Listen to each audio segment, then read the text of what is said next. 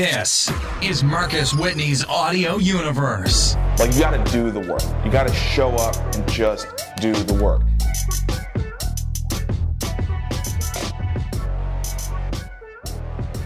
What's good? What's good? Happy Thursday. You're almost there. You almost made it to the end of the week. Another episode of Marcus Whitney Live. And today, this could be a fun episode. You know, a lot of people.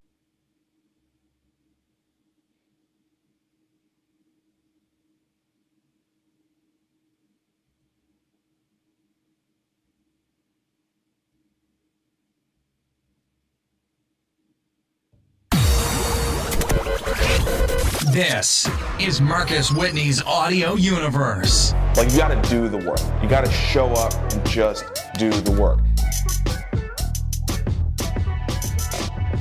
Yep. And sometimes you gotta do the work over and over and over again. It's just part of the deal.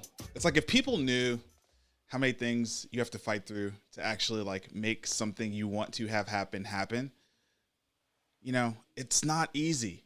My computer crashes. Like, it's just, and you just got to get back and be like, stupid computer. But then I'm grateful for the computer because I couldn't do the show if I didn't have it. Anyway, I'm super excited about the show today because I get to talk to a real life nomad. This is like something we read about in books, we see in the movies. We all wish it's something that we could do, but we have lives and we have all these excuses. And of all things, you would normally think of nomads as, you know, performers, right? You know, like artists, musicians.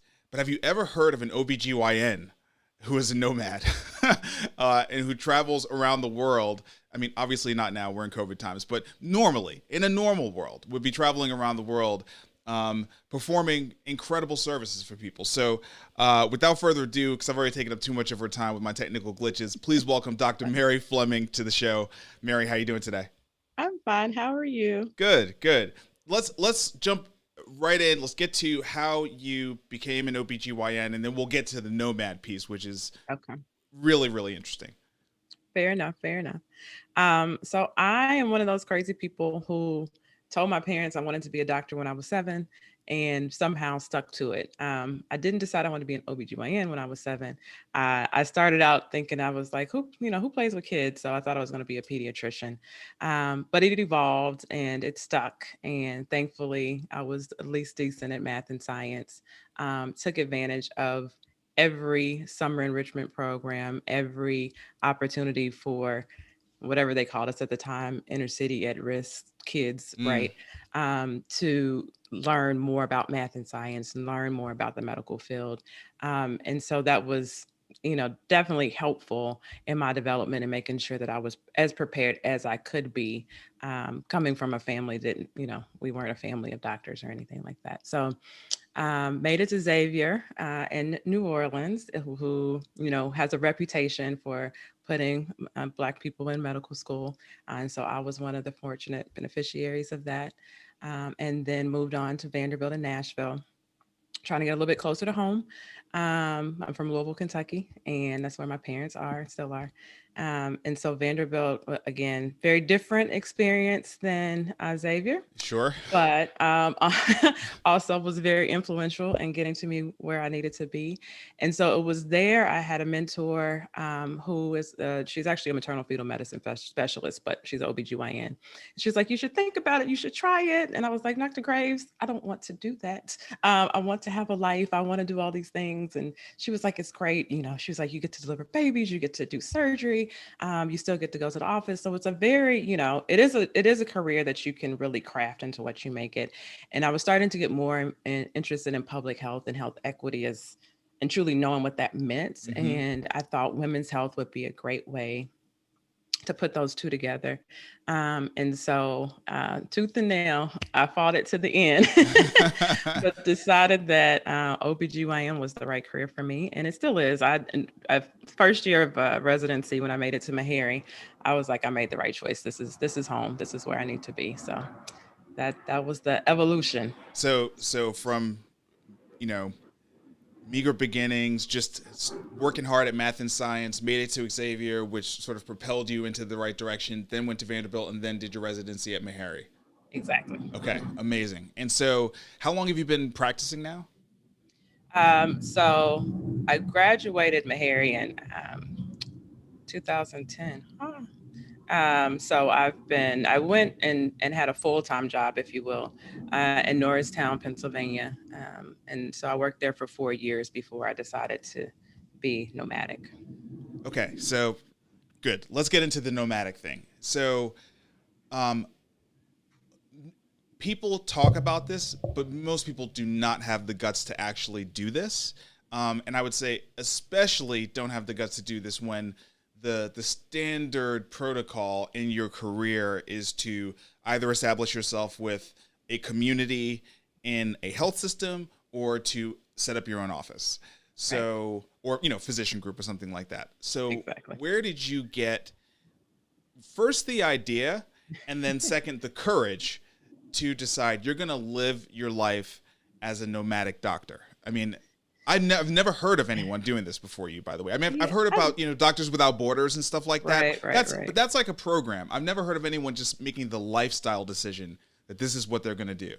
Yeah, I don't know if I've met anybody exactly like me. There are people who are similar, but Yeah. So the practice that I worked in a community-based hospital, like I said, in Norristown, Pennsylvania, and actually loved the job. I still love my work family there, still in touch with them. I miss them a lot. And so it was really, really hard to leave that job. But I knew that it wasn't giving me everything that I needed. And I knew there were other things that I wanted to do that a full-time clinical career wouldn't give me the space to do. So clinical medicine always wins out. So whatever else you're doing, if you have a patient waiting on you, you go see the patient, right? If you're up all night on call, you're still going to go to the office in the morning. Like it's a calling that just kind of can consume your life. And so I was trying to explore options that would still allow me to do the clinical medicine because I love it, but I wanted to be able to build out space to do other things like travel with my friends. So my friends were going on these exciting vacations and I'm like, I can't go because I don't have enough vacation time. I knew I also wanted to get more involved in the health equity space. And though I had carved out a little bit of time in that job, not enough to really be able to do the impactful work that I thought I wanted to do. And I also knew that I wanted to work abroad for a period of time. And I didn't want to go on a mission trip. I didn't want to go somewhere for 2 weeks, pop in somebody's community and pop out. I wanted to go and live there and understand what it meant to live there and kind of be as much a part of that environment as I could be in still a relatively short amount of time. So in order to do that, I felt the best thing to do was to do something that's called locums. So locums is basically substitute doctoring or temporary doctoring. Okay. So a lot of people have heard of travel nurses, right? Yeah, And yes. so travel nurses usually work a little bit differently. They usually go and do 13-week assignments. And so they do their assignment. If they like it, they can stay another 13 weeks. If they don't, they move on. I have a little bit more flexibility. So sometimes I've done that. I've gone and worked someplace for 4 months or so. But I also sometimes go somewhere and work for a week or a weekend. Or sometimes I go to places where I can go back and forth over and over again, but not necessarily continuously. Okay. And so when I was looking at locums, I was like, well, this would be great. Like I like to tell people I'm single with no dependents. So that makes it easy. You can do this with kids, you can do this with a spouse or partner, but it definitely gives me more flexibility that I don't have any dependents or a mate or spouse. And so when I was thinking about quitting my job and looking at how locums work, because they provide a lot of structural support while you're working. So they help you with housing and transportation. So they'll help, arrange flights there for rental cars while you're there. So it's a comprehensive service because wherever you're going needs your help for some reason, whether they're short staffed, whether it's a maternity leave, an emergency sick leave, something. So they need outside help. And so they give you a lot of support to get there. And so in my mind, I was like, well, I don't really need a home if I'm going to be traveling around and going to different places. And my idea was that in between my work assignments that I would travel for leisure. And so that's kind of how I built my life. So I decided that I wanted to build my life for me first. And that's the best way that I could help other people. So when I built out my calendar before COVID, I would build out my travel plans for the year or as far out as I would go. I could go. And then I would build my work into that. Wow. So it gave me kind of the best of both worlds. And then when I knew I wanted to travel to Kenya, then I planned a year in advance for that, so that I blocked off that 6 months so that I could prepare. And then it's given me time, not initially, so I had to kind of get into the flow of that. But as time has moved on, I've been able to pick up other outside work that I can do on the road, if you will, and then, more involved with Read Scholars. And so I can do my health equity work through that avenue. So it took a little bit, but they're falling into place. When you enter a new community, and let's use real examples. So let's talk about when you went to Kenya, right? When you enter a new community, what is the initial integration process, right? It's I wouldn't imagine you go in, you get to your room, and you just start seeing patients right away, right? You know what I mean? I'm sure. Almost. Really? Now, Kenya was a little bit different. So I'll give you a Kenya example, and I'll give you an American example. Okay. So for Kenya, it was a lot of like preparation, because it's a whole going to another country type thing. And I was going as part of it. I wanted to pick a program that gave me some support. So I'm also a single Black woman traveling by myself. So Yes. I wanted to feel safe. I wanted to go in a safe, established community. I'm maybe I'll get to Doctors Without Borders at some point, but I didn't want my first experience to be in a conflict situation. So CMMB was an organization that is focused on women and children's health. So that was perfect. So I wanted to, make sure that I was going to go actually and be an OBGYN. I didn't want to go and do emergency medicine. Mm-hmm. I didn't want to go and do, family medicine. Like, I'm an OBGYN, I'm comfortable with that. And I like to stay in that clinical lane. So they were able to find me an assignment where I could go. The language wasn't going to be an issue. So Kenya, a lot of people speak enough English that I didn't, my lack of Swahili didn't hinder me too much. And I could be an OBGYN. So once I got there, we had a little orientation with the CMMB organization that's in Nairobi. And I like to say my dad dropped me off and my mom picked me up, which is kind of true. So my dad went with me and stayed the first week before he came back home. So we had a weekend in Nairobi, and then took the 5-hour drive to Mutomo. And then I think I got there Monday or Tuesday. I had orientation one day. They showed me around, and I started seeing patients the third day. Wow. Before we started shooting the show, you were talking about some of the places you traveled to here in America that, as you were going through school, it wasn't really, in your residency, it wasn't really what you had imagined. I mean, especially at Meharry, which is definitely focused on health disparities across the entire, country and spectrum, and not just to any particular race, but still, it's a Black school, right? And so, obviously the focus, even if it's unintentional, is going to be thinking about Black people and Black health disparities. But you've spent a reasonable amount of time traveling through rural America, correct? I have. So one of the interesting things about locums here is that often, as you can imagine, a lot of rural communities don't have the same access to physicians. And sometimes they have people who are great and stay for 20 or 30 years, but then that retire, and that recruitment process and getting somebody in quickly is difficult, because if you don't have somebody from the community, it's kind of hard to get you to move to middle of nowhere Oklahoma or middle of nowhere Maine. So I spent time in Maine, Oklahoma, Montana. Right now I'm working in a very small town at the very north of Pennsylvania. So literally when I look out of the window of my hotel, I can see New York. So it's that close to the New York border. So very, very small towns. And for the most part, pretty white. And so I was saying, when I left Meharry and I thought about working in vulnerable populations, my idea was that I'd be working with people who look like me. And as I've learned more about rural health, and I think I've always kind of known about it, because those programs that I mentioned when I was in high school always were targeted for underserved populations. And so most of the time when I was in those programs, there would also be other kids from rural Kentucky.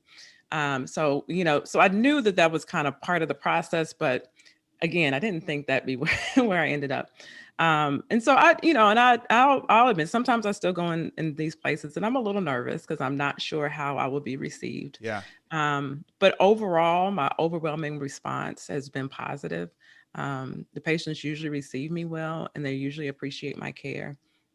And I think, it hones in that and we talk about health disparities in vulnerable populations, the rural community, I mean, the issues are the same. The geography is just different. Mm-hmm. And I think people just want to be heard. They want people to take care of them as individuals.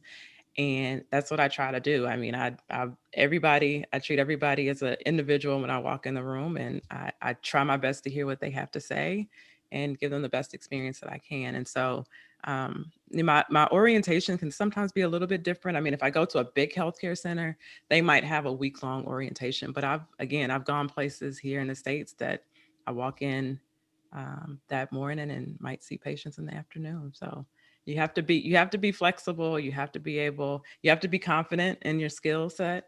And just got to be willing to go with the flow. Yeah. Yeah. So, I mean, to that end, first of all, I mean, I love that I work in healthcare venture capital, and we're always studying where America is from a healthcare perspective. And one of the most vulnerable populations, based on the trends that are happening in this country, are rural populations. Yeah. Now, you talked about the access to physicians. There are so many health systems that are closing their doors in rural Yes. America because the business model isn't working and the margins are negative. They're negative margins now. And it's really scary. It's really scary, in terms of like who's going to take care of these people.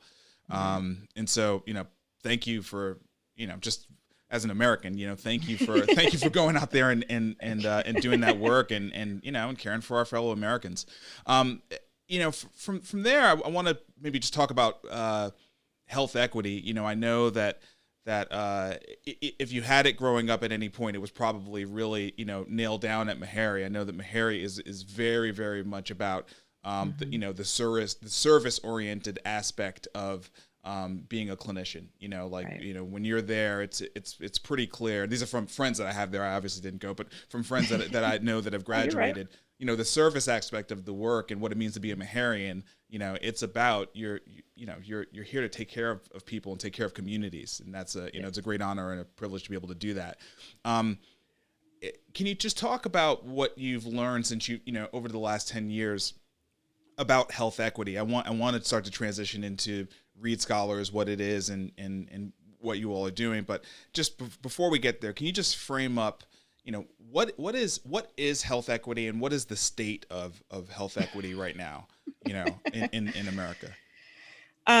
So I guess let me give you a little bit of, let me go back a step and then come back. Okay, great. So when I finished residency at Meharry, so I think your point is spot on. So we are taught that we are taking care of the community. And when and I mentioned when I got there, I felt like I was at home. My training experience there was so reaffirming that I know I couldn't have trained anywhere else and been able to do what I'm doing now. They build confidence, they build you up as an individual, and it's not just about making a doctor. You're making a whole person who's going to service other people. And so I really appreciate that experience. And so kind of leaving there, I knew I wanted to do more, right? And I knew but I also knew I needed a little bit more formal education in the area. And so that's how I did the fellowship in minority health policy in Boston. And so again, talking about, now then I felt like a fish out of water again. So, Louisville, Kentucky girl, right? I mean, I went to Vanderbilt, so that's good. Sure. But now I'm going to Boston, to Harvard. It's different. Right? It's different. Yes, it's very different. And I still, for the most part, my friends know I don't even usually tell people that part, but still makes me nervous. But and some of it is the connotation to it, but the program is housed there for a reason because of the access to so much academic and thought leaders and just leadership space that it's built. And I can talk about Dr. Reed and the Reed Scholars all day, but for me, I knew I needed to learn a lot more because it's not, that type of education is not necessarily ingrained into medical education. And so most of us have to go seek it out somewhere else. And so that's what took me to the fellowship. And the alumni of that fellowship then built this organization called Reed Scholars, named after the founder and director of the program, which is still ongoing after Dr. John Reed. And so we are all physicians and dentists, and we have one psychologist in our group. And our idea was we wanted to transition a away from just talking about health disparities. So we spend a lot of time talking about, well, Black people do worse in diabetes. Black people are worse in obesity. Black people have worse hypertension. Black people have worse access to care. But, we can go Yep. on and on and on, right? and on. Yep. So, but we need to talk about why that is. Why are our health outcomes not the same? And we really can't talk about that just in the healthcare space, right? Because most of the things that are affecting our health are from centuries of policies that affect where we live, how we live, what type of nutrition we have access to, what type of education we have access to. And so we wanted to move towards a conversation about health equity, and that how do we level the playing field? How do we give everybody what they need? And so that we can all have the best outcomes that we have. Everybody's not going to live to be 100 disease free. We know that, right? Right. But I shouldn't die young just because I'm Black and I was born in the West End of Louisville. Yeah. I want to have the same opportunity as everybody else. So how do we level that playing field? So that's kind of how we frame the work that we do. And all of our alumni are doing work in health equity in a variety of spaces. So some of us are in the clinical space, doing the everyday work, because we still got to take care of people on the everyday, right? We got to come in, we got to manage your sugar and your blood pressure. We still got to do those things. Yeah. But being able to do them in a thoughtful way that recognizes that there's something happening at home when you leave our four walls. And then we have a lot of people who are working in the policy space, in DC. We have people at the CDC. We have people who work for federally qualified health centers. So really looking at the community health perspective. We have people who are directors of the public health department. So looking at population health of the whole city. So, lots of people doing lots of different things. And then we usually, not in COVID, convene together once a year. And we still talk, virtually, Sure. but there's a lot of synergy and networking amongst us so that we can continue, because it's hard work, and a lot of us are out there by ourselves. And again, might be in a small town or might be in a relatively large hospital, but there might not be anybody else that looks like you or that's just interested in this work. It takes a lot of energy and effort, and it's draining sometimes. And so you have to be able to do that and go home. And sometimes you don't have the capacity to that. So it's not any negative reflection on the people who don't have the capacity to do the work. I get it, right? But there are a lot of people out there who do and are doing great things. So, maybe just one philosophical question before we wrap, and I want to wrap on an up note about things that Reed Scholars are doing. I think you have a podcast that we could talk about a little bit, right? But I just had a conversation earlier with somebody about this today. Healthcare, right? Mm-hmm. Healthcare, largest segment of the GDP by industry, right? 18%. Projected to climb another 50% between now and 2028, according to CMS, Center for Medicare and Medicaid Services. So I'm not speaking lingo for people. Black people, 20% of the population, and then add on rural America, and then add on, Latinx people, and then add on, and healthcare also being the number one topic in presidential, campaigns for the last 5 running. The disparities, the equity, right? It's hard to think about, and even when you get down to the hierarchy of needs, it is hard to think about a bigger, more critical issue, especially when it comes to our front step in the form of massive disparities and deaths from COVID-19, right? Just a question, what have you learned about the dissonance between the state of emergency that we're in, but the fact that we've just grown so accustomed to it and accepted it as is? I mean, the more that I learn about it every single day, the more I'm just like, how are we all so complicit in this? So, how are we all not throwing all sorts of sirens every day about how significant this issue is, right? But it is this really weird boiling frog thing in that it's not a single thing. It's a complicated web of contributing factors that result to things that don't have a direct correlated source to them. So what have you learned about the dissonance between the severity of health equity issues in America versus like our understanding of it and our prioritization as a country? And you talked about like people can't work on it, and people are out here by themselves, and yet it should be one of the most important issues that we're working on, right? So anyway, I might have asked too big of a question, but it is a very big question. I know. And I don't know. I mean, to your point, I think it's big. I think most of the time it's much more easy and palatable to think about high blood pressure as a single entity. Like, so people can think about, okay, there's health disparities in high blood pressure. Let's talk about access to primary care doctors. Let's talk about access to cardiology. Let's make sure people have access to medications.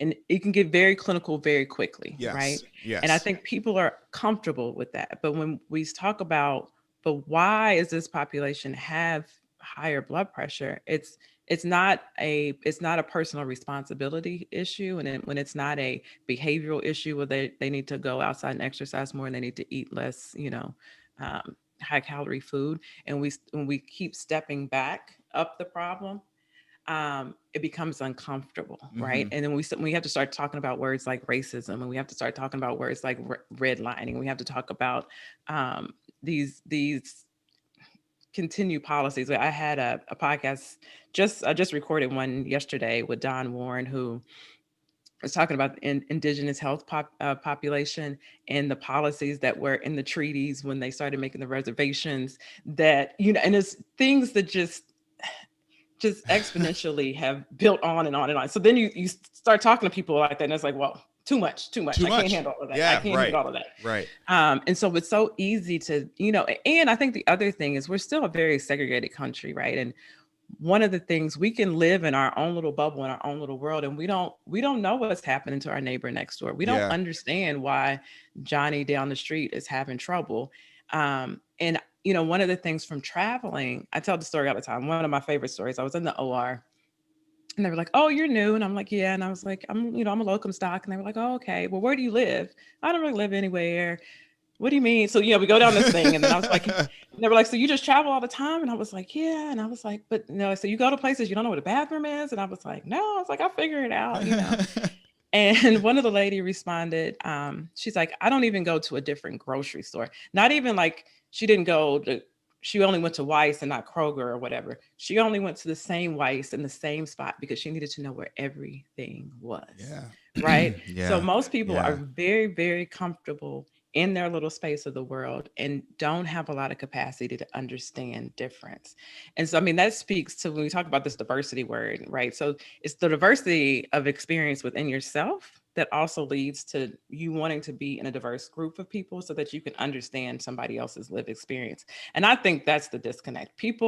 We're having hard times as Americans understanding that Americans have different lived experiences. Yeah. And I think until we start talking to each other and not arguing with each other, not being defensive with each other, and honoring each other as individuals, as humans, we're gonna keep battling. I can't imagine a more perfect note to end on. Quickly, just talk a little bit about the Read Scholars podcast, because people should definitely be subscribing to that.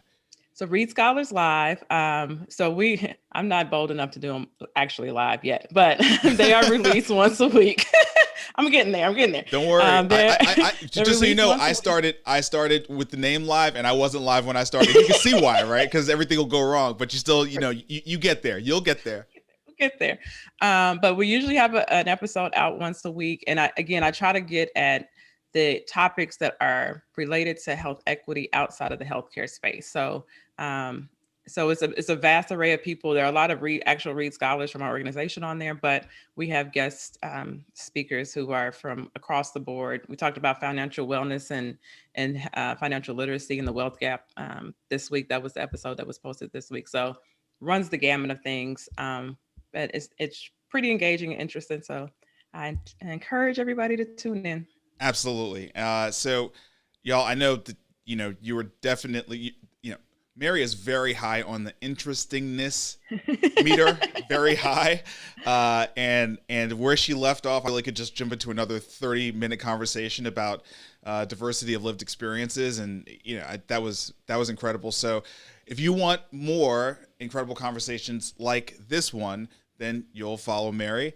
At Reed Scholars on Twitter, reedscholars.org. That's REEDE scholars.org. And that's where you can find out all about this organization. You can find out about the podcast. And I think they probably have some cool stuff in the works over the next 6 months that wasn't quite ready for today's show. But if you subscribe and you tune in, then you'll be ready for that surprise when it hits, when it's all fully baked. So Mary, Dr. Fleming, thank you so much for being on the show today. Thank you. I appreciate the invitation. Awesome. Everybody, my book, Create and Orchestrate, in stores now. Grab it if you haven't already. The podcast, Marcus Whitney's Audio Universe, everywhere that you subscribe to podcasts. You can follow me online at Marcus Whitney. That's it. And I'm taking next week off. And I'm going to think about everything that I've learned in the 75 episodes of this show that I've done so far during all this COVID time, and probably come back with a refreshed perspective. I've got a bunch of incredible shows coming up after the break, and I'm really looking forward to those. But thanks to every one of the guests that has been on up until now. Thanks to all y'all who have subscribed and listened and tune in live and don't tune in live, but then catch it later on. And thanks for all your support, and I will see y'all in 2 weeks with another episode of Marcus Whitney Live. And until then, let's build the new normal, y'all. Peace. Thank you for tuning in to Marcus Whitney's Audio Universe.